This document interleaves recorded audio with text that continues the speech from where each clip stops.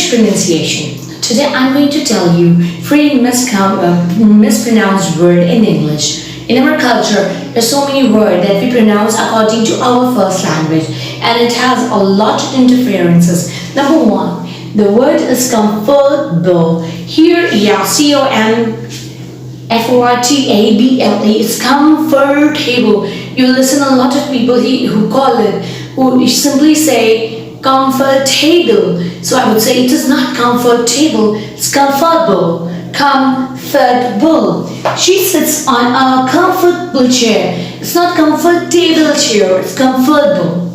Number two, the word is vegetable. I love them. Yes, remember, this word does not sound like vegetable. It's not vegetable, it's vegetable. Vegetable. It is vegetables are very good for health. I really love them.